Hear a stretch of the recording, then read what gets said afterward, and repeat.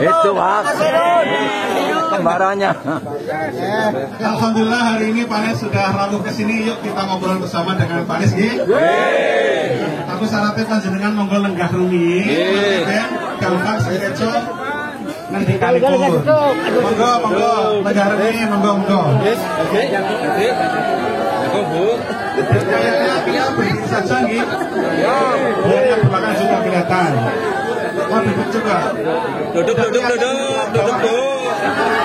Di kursi Pak, di kursi Pak. Di atas di kursi nggak apa-apa, ayo. Oh gitu. Aduh, Pak Anies nggak kelihatan. biasa. Duduk dari Pak Anies di kursi. Duduk.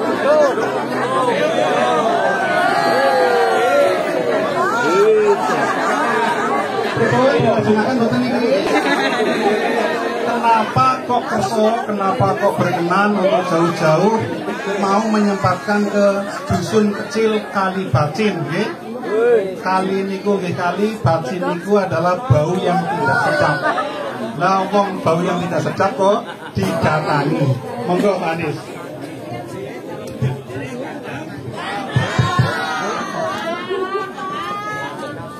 Berdiri Pak. Berdiri Pak Anies.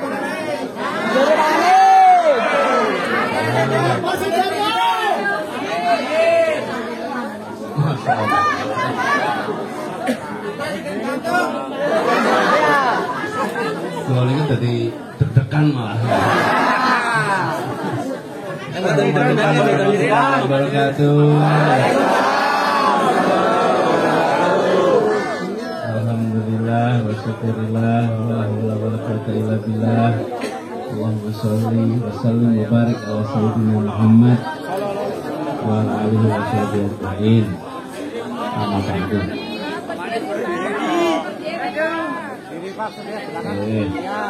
Alhamdulillah.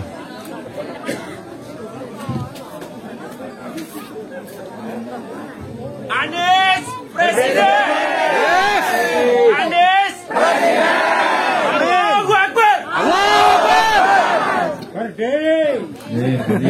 Di kursi Pak Anies berdiri, belakang nggak kelihatan. Oh, ini.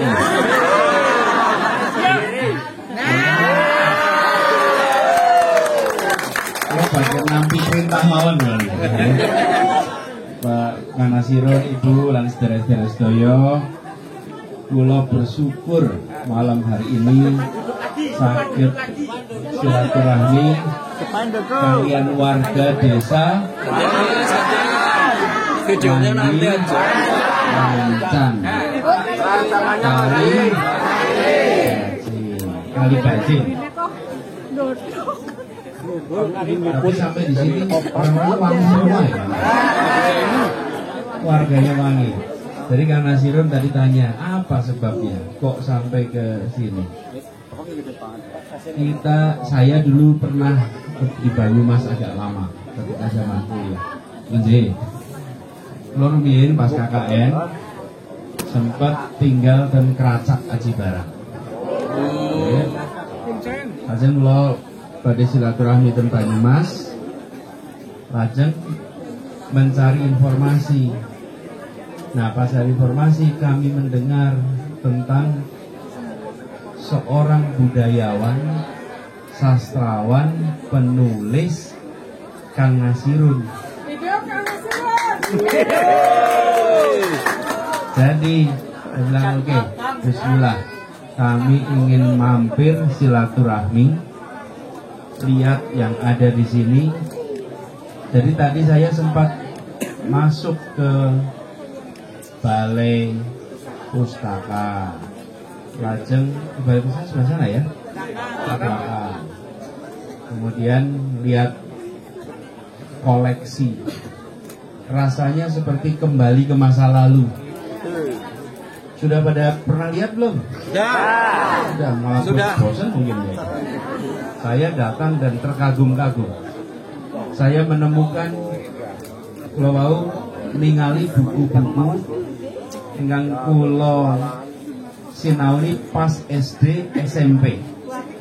Ini Ibu Budi, ini Bapak Budi, ini Wati. Terus wonten buku SH Pintar Ja, lajeng RA Kosase, majalah Kawanku, majalah Kuncung. Jadi rasanya seperti kembali masa lalu. Jadi Kang Nasirun, kenapa sampai ke sini? Saya ingin memberikan penghargaan. Saya ingin menyampaikan apresiasi. Ada orang yang mau merawat buku-buku seperti ini.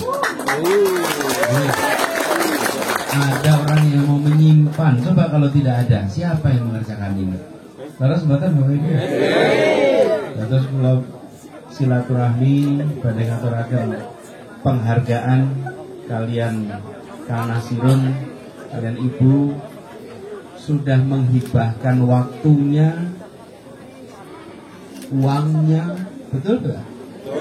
Sumber dayanya untuk merawat warisan yang luar biasa. Lajeng kula niku ningali soal babat Banyumas. Lah panjenenganipun menerjemahkan babat Banyumas. Sampai sudah berapa? 22 naskah babat Banyumas. Berapa halaman? 350 kali 22. Kita kan pinter. 60.000-an. Panjenengan pernah membaca 6.000 halaman belum? Belum pernah baca 6.000 halaman. Paling hataman Quran, betul? Terus bulan itu badhe silaturahmi dan alhamdulillah silaturahmi niki wonten bonus. Bonusipun ketemu kalian panjenengan sedaya. Alhamdulillah, buyuk saya tadi.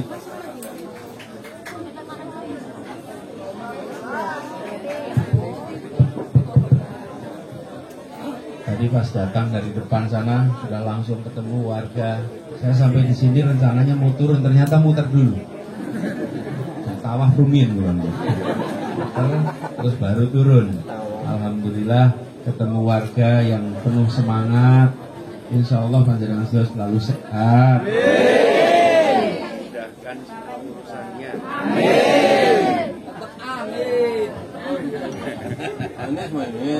Anies Mohaimin. Halo, Pak. Ini baru sekarang ada amin diaminkan. Amin. Benar? Jadi kalau amin yang keras ya. Amin ya robbal. Amin. Anies Presiden. Amin.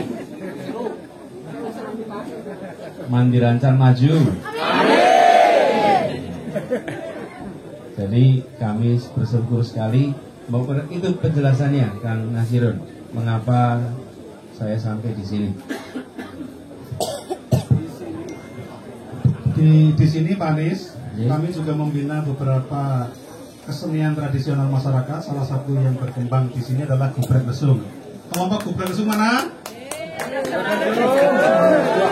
Ya. Kelompok gubrek lesung bisa main satu lagu tanpa gubregan? Lagunya saja bisa? Yuk satu. Tapi minta salaman sama Pak Anies katanya. Ya nanti. Yuk. Anies Presiden. Amin. Ayo gubrek lesungnya. 1, 2, 3.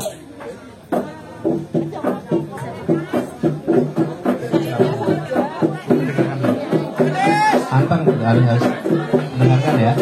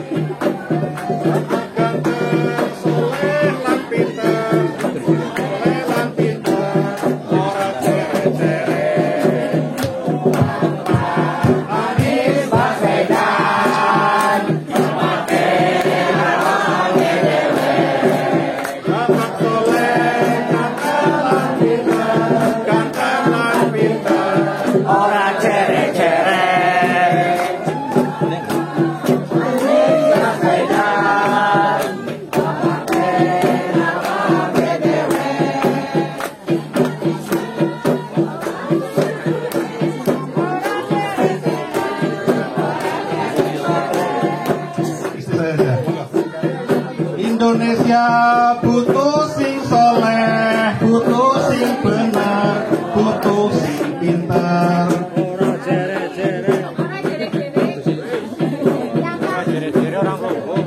Pun, ampun Bu. Ya, diulang sekali lagi, istri saya yang memimpin, G. Kalian semua merindukan, G. 1, 2, 3. Oke, gubragannya siap?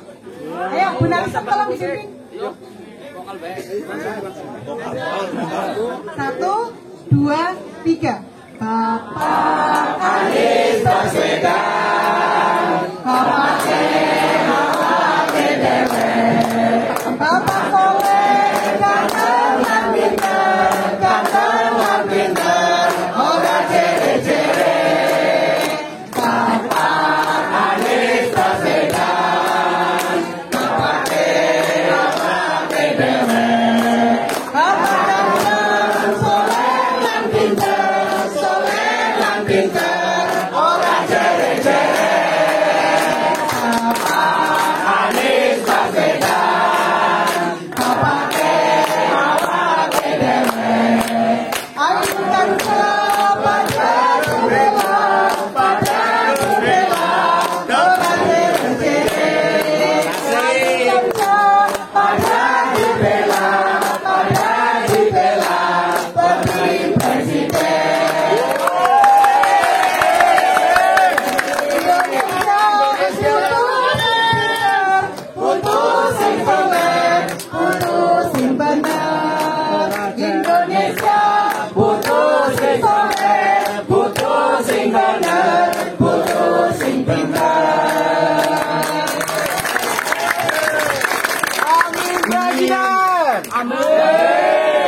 Ini lagu judulnya Ora Jere-Jere. Pak Anies tahu Ora Jere-Jere itu apa?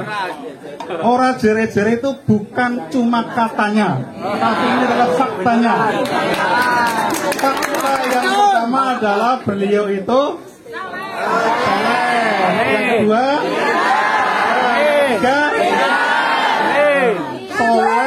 soleh, ganteng, pinter. Dan Indonesia itu butuh pemimpin yang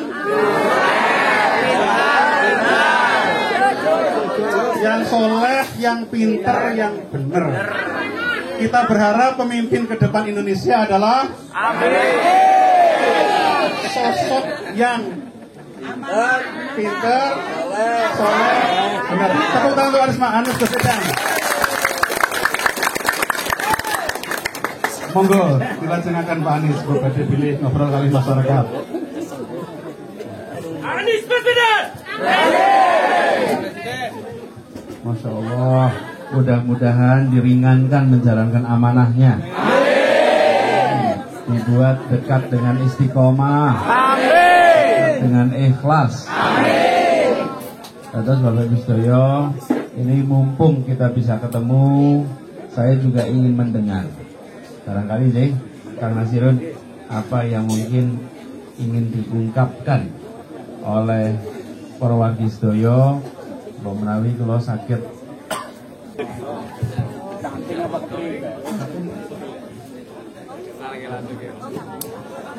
nama, alamat. Waalaikumsalam warahmatullahi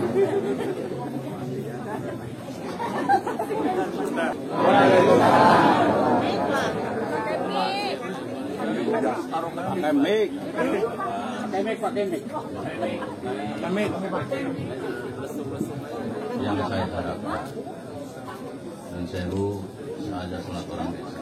Yang pertama tentunya berbicara masalah desa. Yang keras Pak. Saya sebagai petani. Keras.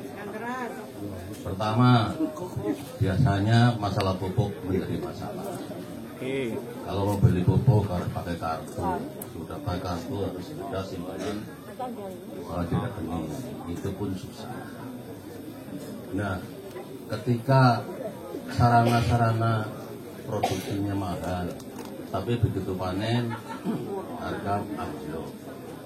Kenapa saya dengar di TV biasanya kalau masa panen malah impor. Nah ini saya mau buat sebagai petani tentunya diperbaiki seandainya Pak Anies nantinya bisa terpilih menjadi Presiden Republik Indonesia.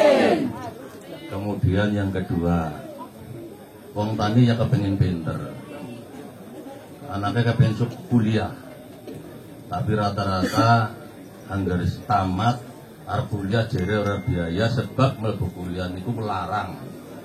Di samping bayar uang mlebune juga semesterannya juga mahal. Oleh karena itu saya mendengar dari niat Pak Anies memperbaiki tentang pendidikan, saya laku orang desa juga sangat bahagia. Mudah-mudahan rencana dari Pak Anies untuk memurahkan biaya kuliah sehingga anak-anak desa juga bisa menjadi seorang dokter, bisa menjadi seorang insinyur, menjadi ahli teknik dan sebagainya bisa terwujud. Yang ketiga, saya juga seorang muslim yang insya Allah 5 waktu saya lakukan. Tapi akhir-akhir ini kan banyak, kita ngomong sedikit, setelah banyak para baik kiai yang dilakukan. Nah ini mohon agar kiranya dengan bergabungnya dengan Caimin, mudah-mudahan nantinya akan bisa melindungi umat Islam pada khususnya dan masyarakat seluruh Indonesia pada umumnya. Tidak kena wong Kristen, wong Islam, wong Buddha, wong Hindu sama saja kedudukannya. Itu harapan kami sehingga kita bisa hidup sebagaimana tahun-tahun ketika presiden yang lalu. Tidak usah sebut saya sebut pasti sudah tahu. Hidup gampang, kepenak, boleh tangan juga. Kepenak baru jeret, utangnya aja tapi saya nggak terasa. Sekarang utangnya banyak tapi kerasanya aku. Beras larangan 14.000. Itu saya dengar dengan istri saya kadang-kadang tapi duit aja kawenya bener untungan sebut parone. Artinya itu bahwa memang harga-harga sangat mahal. Mudah-mudahan nanti ketika Pak Anies ada bisa menata ekonomi kembali. Karena itu pertanyaan atau unek-unek saya dari orang kampung Pak Anies. Mudah-mudahan saya berdoa dengan sangat ketika sholat kita saya selalu berdoa mudah-mudahan kami diberi pemimpin yang soleha, bisa memberi keamanan kepada seluruh rakyat Indonesia. Itu aja, mohon maaf bila salah dalam berkata, mohon maafkan. Assalamualaikum warahmatullahi wabarakatuh.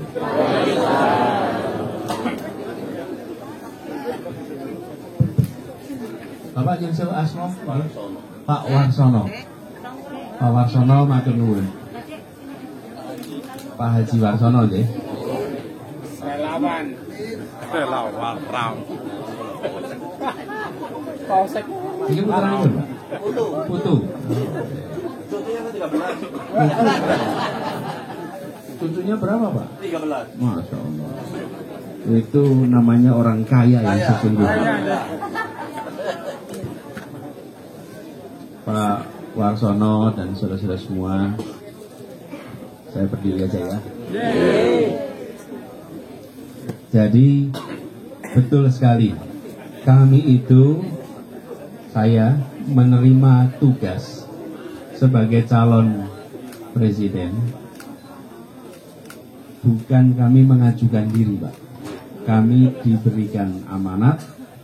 Saya bukan anggota partai, diminta menjadi calon karena kami merasa bahwa yang harus dihadirkan di Indonesia ini adalah keadilan.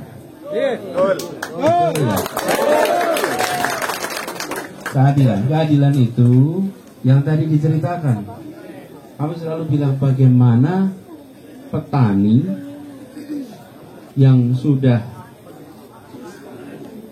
berpuluh tahun menyiapkan kepada kita semua makanan yang ada di piring-piring kita ini, itu datangnya dari petani. Kita bayar berasnya, harga berasnya mahal, tapi petani tidak terima uangnya. Lah uangnya hilang di mana itu? Di antara itu, betul tidak, Pak? Jadi kami melihat soal pertanian, peternakan sama persis. Kalau pertanian itu tani susah pupuk, kalau peternakan susah pakan ternaknya mahal sekali. Kemudian petani ini lama-lama ngutang terus, tanahnya dijaminkan, ujungnya lepas. Jadi asalnya pemilik jadi penggarap. Jadi Pak, kami ingin bereskan itu keadilan supaya petani-petani bisa kembali melakukan kegiatan pertanian dan targetnya petani bisa menabung. Amin. Kalau menabung itu artinya ongkos yang dikeluarkan lebih kecil daripada hasilnya. Kalau tidak bisa nabung berarti masih selalu tekor. Terus betul? Nah, itu targetnya. Yang kedua, pendidikan.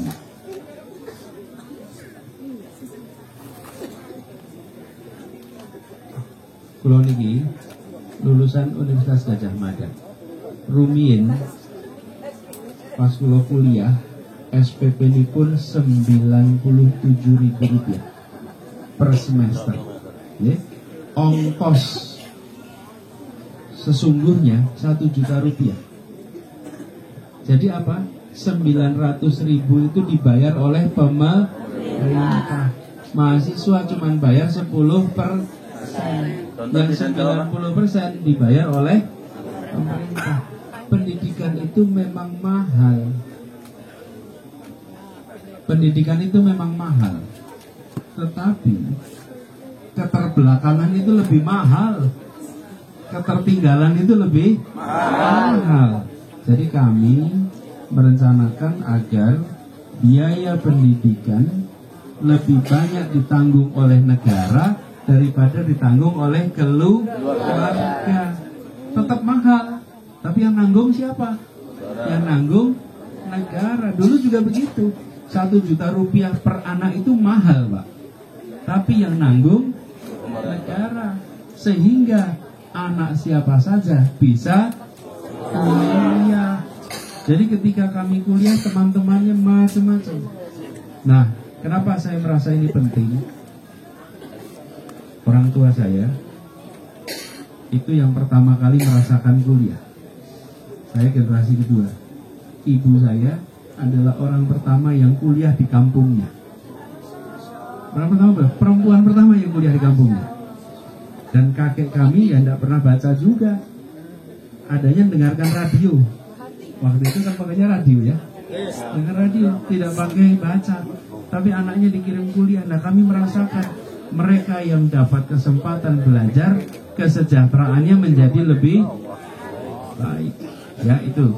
Lalu yang ketiga, jadi Bapak ini pertanyaannya komplit. Soal kesejahteraan petani, soal pendidikan, sama soal kebebasan berbicara. Kan beliau cerita, masa ada yang pidato ditangkap. Terus betul Bapak tanya itu ya.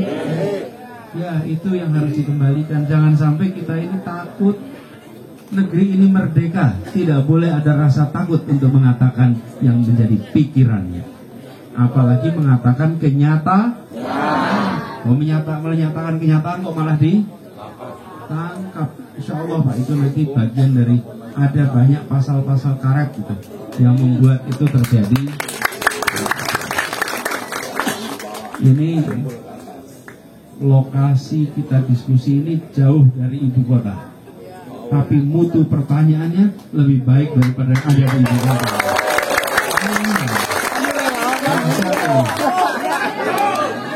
Satu pertanyaan merangkum semua coba. Saya tidak membayangkan di sini ditanya kebebasan berbicara. Saya bayangkan di sini kalau tanya pupuk, ya pastilah. Oh, di sini tempatnya pertanian pendidikan, tapi kebebasan luar biasa. Ini artinya memang kita ingin negeri ini merdeka yang sesungguhnya. Siap untuk mengusahakannya? Siap untuk kerja bersama? Siap menjangkau semua? Karena ini tidak bisa dikerjakan sendirian. Betul? Harus dikerjakan sama-sama. Dan nasib kaum itu kan tidak bisa diubah kecuali oleh kaumnya sendiri. Innallaha la yughayyiru ma biqaumin hatta yughayyiru ma. Jadi inilah usaha kita Jadi saya sering tanya, biaya pendidikan murah atau mahal? Mahal. Mau diteruskan apa tidak?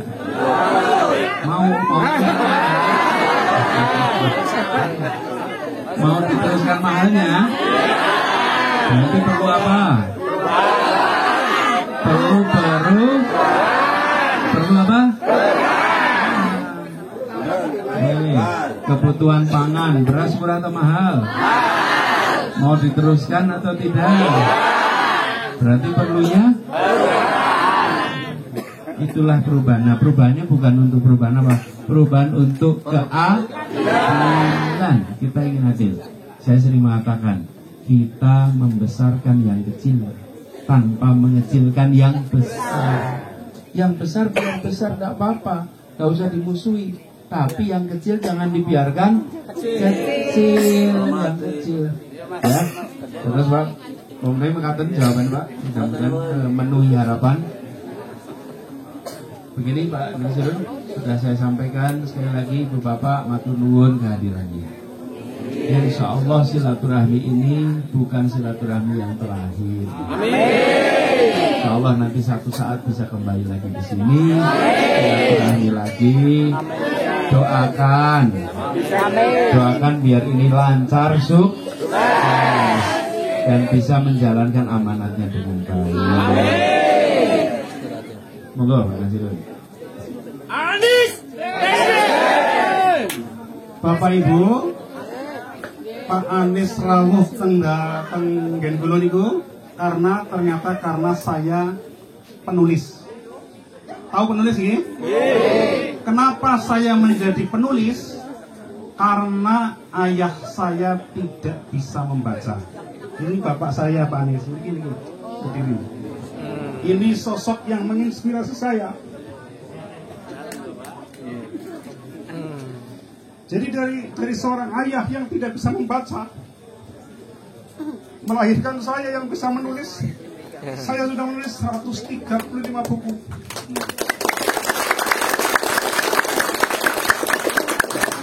Saya mencoba memotong mata rantai kemiskinan dan kebodohan di keluarga saya. Jadi saya beruntung mempunyai ayah yang tidak bisa membaca. Mungkin kalau ayah saya bisa membaca, saya tidak bisa menjadi penulis dan tidak bisa membangun rumah baca yang meluluskan banyak mahasiswa. Tepuk tangan untuk ayah saya.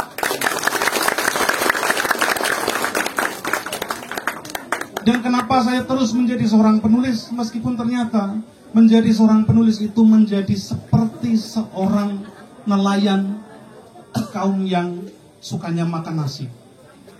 Buku tidak laku tidak laku jual. Tapi saya tetap menulis karena saya sudah memancangkan diri bahwa perintah Tuhan itu adalah apa? Yang pertama, Iqra bismi rabbika. Anak saya beri nama Iqra bismi rabbika. Bisa. Tapi sampai di usia yang 16 tahun, anak saya masih belum bisa membaca. Apalagi membaca, karena bicara saja belum bisa. Tapi saya bersyukur bahwa Allah menitipkan mutiara yang luar biasa. Dan berkat itu Pak Anies pun bisa datang ke sini menemui panjenengan semua. Tepuk tangan untuk Mas Anies. Saya mendirikan rumah buku, balai pustaka itu karena Bapak itu adalah ayah saya, balai pustaka. Rumah saya adalah rumah yang tiap hari kedatangan tamu. Tapi rumah saya tidak punya ruang tamu. Tapi saya punya ruangan yang bernama kandang kebo. Kenapa disebut kandang kebo? Karena ayah saya tidak sekolah karena mengurusi kerbau sejak kecil. Sengaja saya taruh di depan rumah saya sebagai prasasti saya kepada ayah saya bahwa saya lahir dari seorang penggembala kerbau. Dan saya ingin menaikkan derajat itu dengan membaca. Dan ternyata benar yang dikatakan Allah, membaca itu menaikkan harkat. Jadi bagi generasi muda atau hari ini yang tidak suka baca, perintah membaca itu hanya diberikan kepada manusia, tidak pernah kepada kerbau, tidak pernah kepada batu, tidak pernah kepada tumbuhan. Kalau ada manusia yang tidak suka baca, dia sedang proses metamorfosis menjadi seekor kerbau. Atau dalam kata-kata Pramudia, menjadi binatang ternak. Meskipun menjadi penulis tidak membuat saya kaya, tapi ternyata saya membuat kaya saudara, kaya sahabat, termasuk panjenengan semua. Amin. Rela jauh-jauh datang ke sini, pada rumah saya jauh dari kampung, dekat dengan hutan. Berarti memang menjadi penulis adalah sebuah takdir yang harus saya syukuri. Alhamdulillah. Dan saya hari ini didatangi Pak Anies salah satunya karena saya merawat, menyelamatkan naskah Babat Banyumas yang jarang sekali orang pernah menyentuhnya. Ada di sini yang sudah pernah membaca Babat Banyumas secara utuh? Saya menyimpan 137 naskah. Dan kemudian saya terjemahkan menjadi bahasa Indonesia karena naskah aslinya masih Hono Coroko. Ada yang masih bisa baca Hono Coroko? Masih. Dan itu ditulis dalam tembang mocopat. Ada yang masih bisa tembang mocopat? Anak cucu kita sudah tidak punya. Jadi saya menulis Babat Banyumas untuk menyelamatkan bahwa warisan leluhur kita mendapatkan anugerah kepada kita. Kita mendapat anugerah dari warisan leluhur itu berupa nilai-nilai luhur dari para leluhur di tanah kelahiran. Paham? Kita mendapatkan nilai-nilai leluhur, nilai-nilai luhur di tanah kelahiran kita. Dan hari ini saya akan memberikan naskah yang sudah saya terjemahkan. Tapi nuwun sewu tidak semua Pak Anies, karena saya sebagai penulis tidak bisa mencetak dan menerbitkan sendiri. Saya dibantu oleh teman dewan untuk bisa mencetak buku itu dan bisa diberikan kepada Pak Anies Baswedan. Tepuk tangan.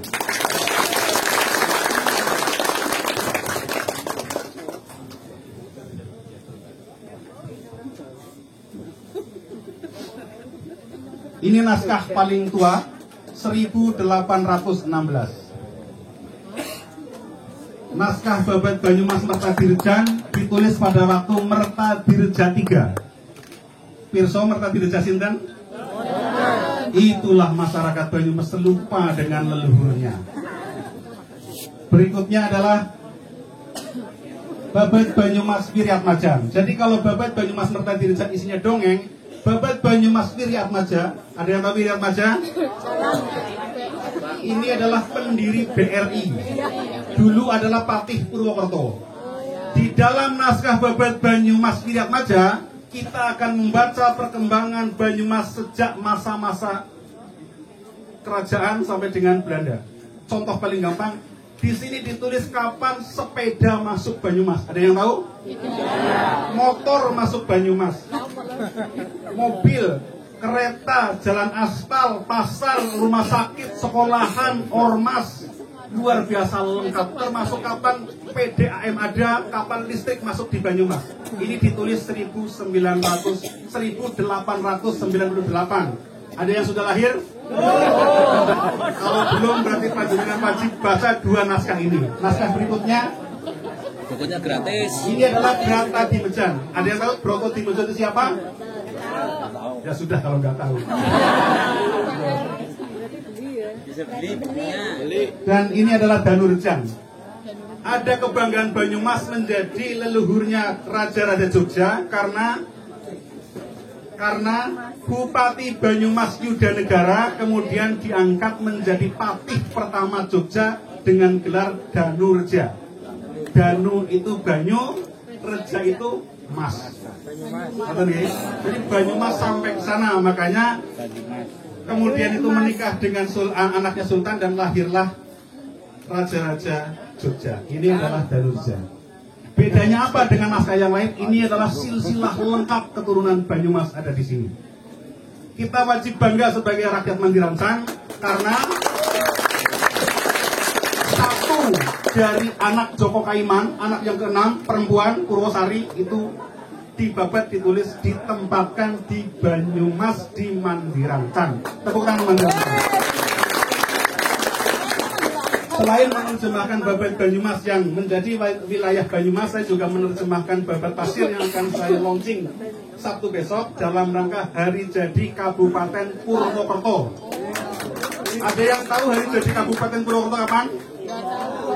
Orang itu selalu bingung kenapa namanya Kabupaten Banyumas tapi kok pusat pemerintahannya di Purwokerto.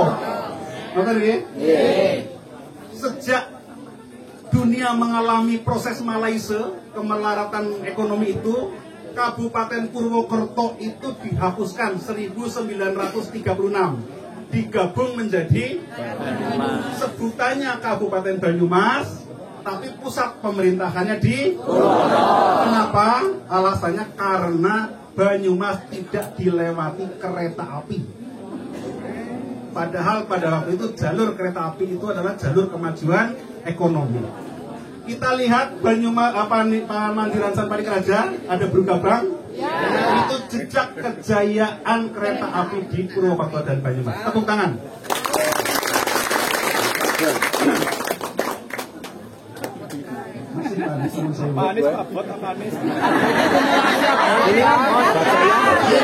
Adalah naskah yang saya terbitkan paling panjang karena naskahnya itu sebanyak 1426 bait. Ada serat Kamandaka, ada layang Kamandaka, ada babat Kamandaka. Ada yang tahu Kamandaka siapa? Banyak Cotro. Kita punya petilasannya di Suruk Lawang, perbatasan Mandiransan dan Temiang. Itu adalah munculnya Kamandaka ketika dia menyelam dari Kedung Petaunan di Karanglepas. Ini saya berikan kepada Pak Anies Baswedan, siapa tahu naskah ini bisa terbit dan dibaca oleh sebanyak mungkin orang.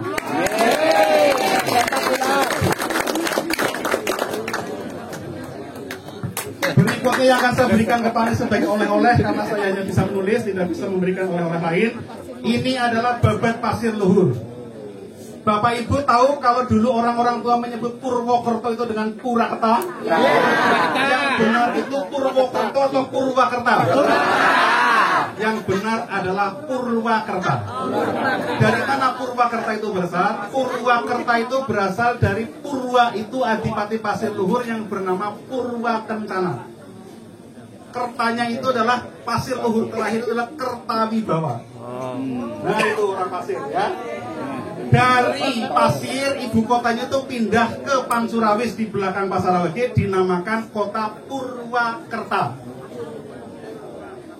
Tapi lama-lama berubah menjadi Purwokerto karena terjadi persamaan kata antara Purwakerta dengan Purwakarta. Itu sama dengan Purbalingga, dulu nama aslinya adalah Probolinggo, diubah menjadi Purbalingga. Itu ya? Kita hadiahkan ini kepada Pak Anies, semoga bermanfaat dan Purwokerto Banyumas dikenal. Hidup Pak Nasirun. Sebagai kenang-kenangan saya, tolong difoto dengan Pak Anies menggunakan cover babat Banyumas dan babat pasir luhur. Wartawannya kayak Viral. Waktunya viral dia. San. Sudah semua, ini mumpung datang ke rumah saya, jadi saya agak narsis ingin foto bersama.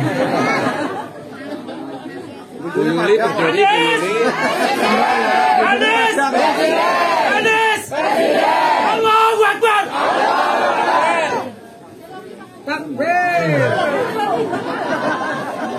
Terakhir yang ingin saya amanatkan kepada Pak Anies Baswedan, Pak Anies hari ini sedang digadang-gadang oleh kita semua untuk menjadi pemimpin masa depan Indonesia. Beliau jauh-jauh datang dari Jakarta ke Banyumas, saya ingin menghadiahi satu lagi. Kalau tadi dalam bentuk cerita, buku dan sebagainya, saya akan menghadiahi sebuah pesan moral atau nilai-nilai kehidupan yang ada di Banyumas yang berasal dari tokoh Banyumas. Tokoh yang kami ziarahi tadi dengan Pak Anies adalah tokoh Joko Kaiman. Tahu Joko Kaiman? Tahu Joko Kaiman? Joko Kaiman menurut guru sejarah saya, Profesor Sugeng, Joko itu adalah pemuda. Kaiman itu adalah Yang beriman. yang beriman. Siapa di antara capres-capres yang dianggap pemuda atau tokoh muda yang paling beriman? Gitu ya? Dalam babat Banyumas disebutkan kenapa Joko Kaiman yang hanya memimpin Banyumas 6 tahun saja, atau berapa ya, 1571 sampai dengan 11 tahun maaf, 11 tahun saja, 1571 sampai dengan 1582 dikenang sampai hari ini. Apa yang menjadikan beliau dikenang? Adalah sikap, adalah sifat, adalah nilai moral yang diambil oleh seorang Joko Kaiman. Dia berani mengambil keputusan yang berat, keputusan yang sulit di saat yang berat dan sulit. Indonesia sekarang kondisinya berat atau sulit? Sulit. Kita butuh pemimpin yang bisa mengambil keputusan yang tepat di saat yang berat dan sulit. Siapa harapan kita untuk bisa Sosok Joko Kaiman itu adalah sosok yang kemudian kita kenang sampai hari ini karena dia itu berani menanggung resiko dari semua keputusan yang dia ambil. Berani mengambil keputusan, berani mengambil resiko, itu adalah sebuah kesatria. Kesatria hari ini datang hari ini ke Kalibacin. Siapa namanya?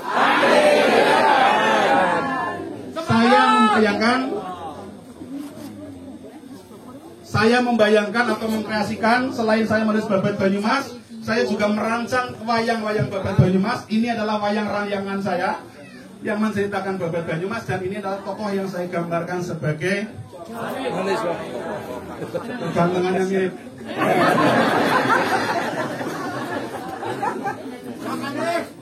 Manisnya dibagi-bagi.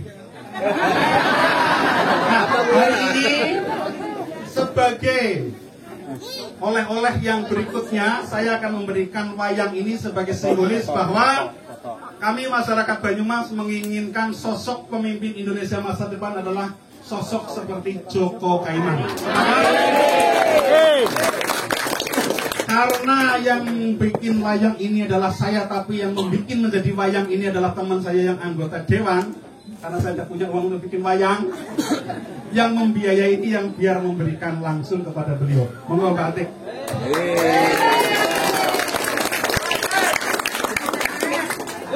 PKS hidup! PKS hidup! Anies Baswedan! Kabeh! Allah Muhammad!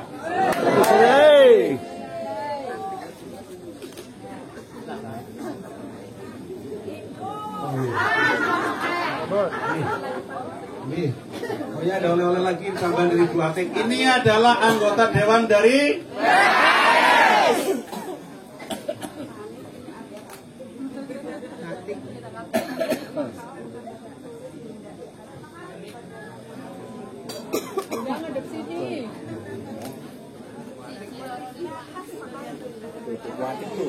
Adep sini.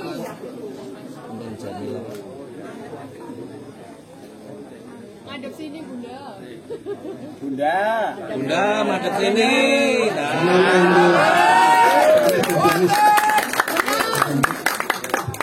Buyuli berdiri di samping Pak Nasirun.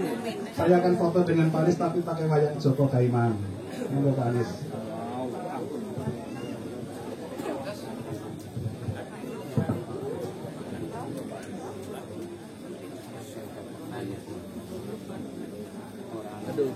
Tahan, Mbak.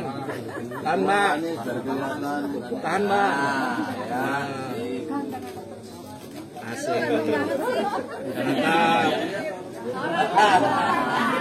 Pak Anies madep sana itu belum dapet itu.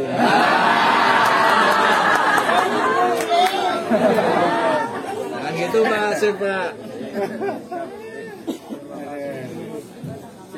Karena saya juga hanya bisa menulis, tapi yang mencetak buku kemudian menghadiahkan kepada saya didanai oleh anggota dewan juga. Hari ini Pak Ari Setiari Nugraha yang akan memberikan.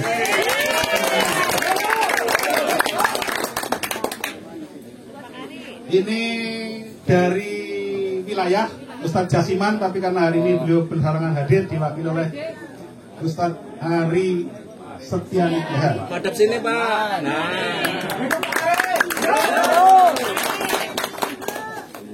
Ganteng banget sih Pak Hari. Ada kabeh.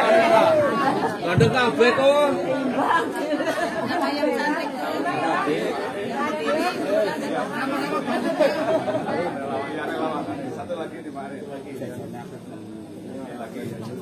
Mendoannya langka ya.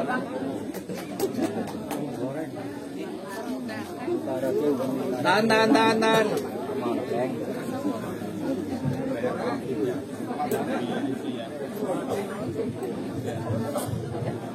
Sampun. Nah, karena Pak Anies masih banyak jadwal lainnya, saya ingin mendapatkan oleh-oleh dari Pak Anies. Saya minta beliau untuk menuliskan bubur atau semburnya dalam bentuk kata-kata quote atau apa yang monggo ditulis di sebelah kanan. Monggo.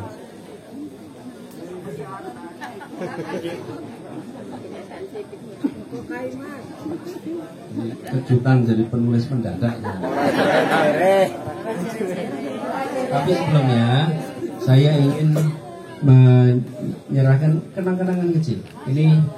Ini bukan buku luar biasa.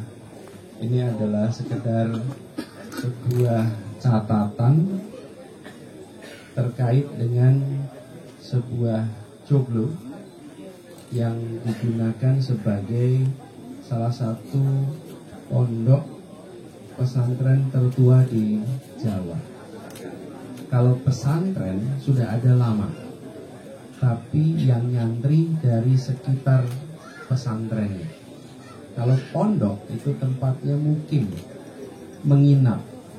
Nah, menginap itu baru sekitar 1700 pertengahan. Nah, namanya di Tegalsari, Ponorogo. Kebetulan peninggalannya saya mendapatkan amanah untuk mengurus. Jadi sekarang ada di tempat kami di Jakarta. Ini adalah kumpulan ceritanya. Ini untuk Kang Nasir, mudah-mudahan bermanfaat. Ya. Terus sekarang saya dapat tugas sih, Kang Nasir. Nulis nopo nih kalau berapa? Ora jere-jere.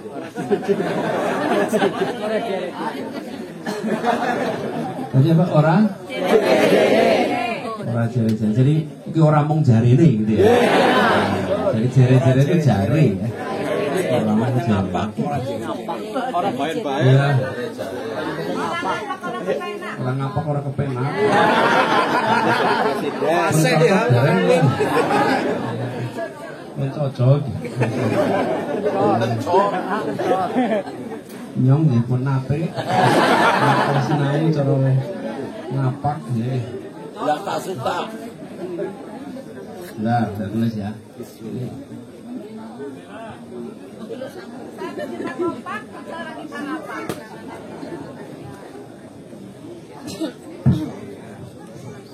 Pak, minta tolong babat Banyumasnya di pinggirin dulu Pak. Lalu bisa difoto dari situ. Nah, ya gitu Pak. Nah, terima kasih.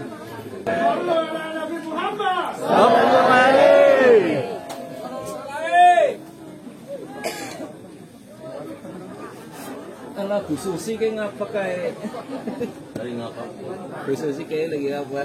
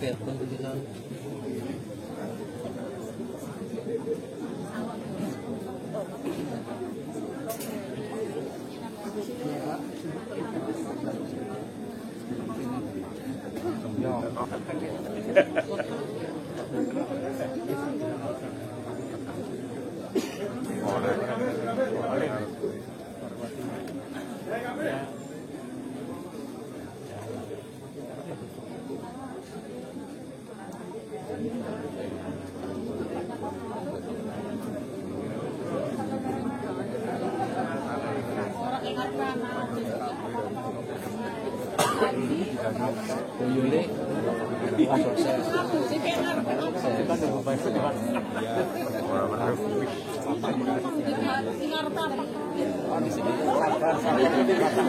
Islam menjadi mata air